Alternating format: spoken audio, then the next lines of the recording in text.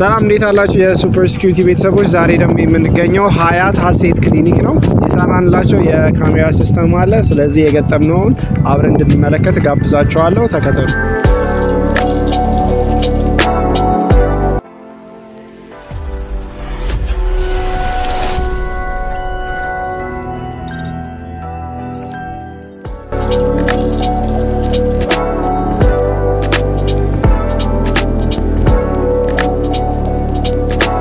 አብሮኝ የሚገኘው ዶክተር መልካሙ ነው። የሀሴት ክሊኒክ መስራች ነው።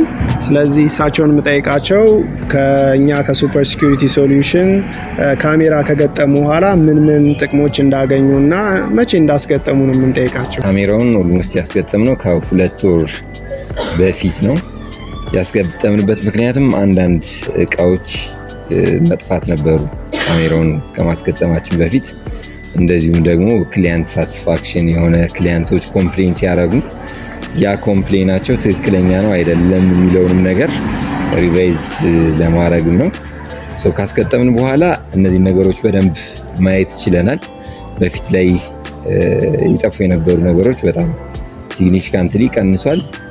እንዲሁም ባለን ኤክስፔሪየንስም አካባቢ ያሉ ጥበቃዎች ራሱ የኛን ካሜራ ፈልገው ለመረጃ የሚመጡበት ጊዜ ነበር።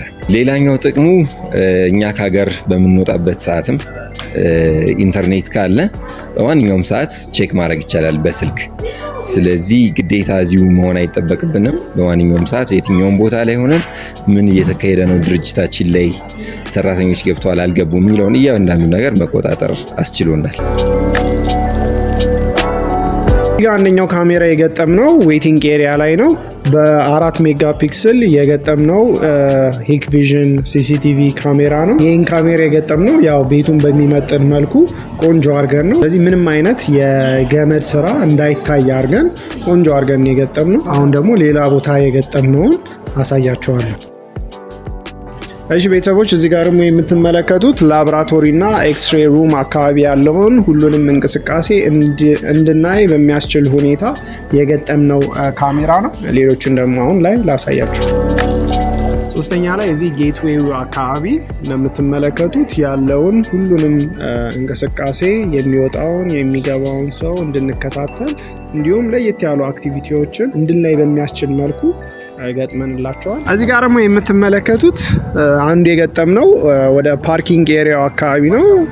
ደንበኞች ይዘው የሚመጡት መኪና ሁሉም ሲኪዩሪቲ በተጠበቀ መልኩ እንዲቀመጥ የምንከታተልበት ሆኖ ነው የተገጠመው። ቤተሰቦች እዚህ ጋር ደግሞ የምትመለከቱት ሪሴፕሽኑ ጋር ነው የምንገኘው። ስለዚህ ካስተመሮች መጥተው ሲስተናገዱ ምን እንደሚመስል የሚከታተሉት አካላት ወይም ደግሞ ኦነሮቹ ሊሆኑ ይችላሉ የሚያዩበት ካሜራ ገጥመናል።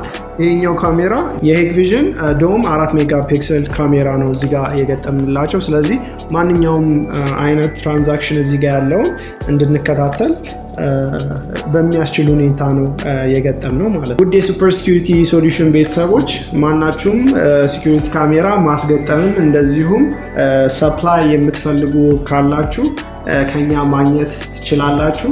እንዲሁም ማንኛውም ስለ ሲኪዩሪቲ ካሜራ ጥያቄ ካላችሁ ልደውሉልን ትችላላችሁ። የተለያየ ሶሻል ሚዲያ ፕላትፎርም ላይም እንገኛለን። በቲክታክ፣ በዩቲዩብ እንደዚሁም በተለያዩ ፕላትፎርሞች እንገኛለን። እንድትከታተሉን እጠይቃችኋለሁ። መልካም ጊዜ ይሆንላችሁ።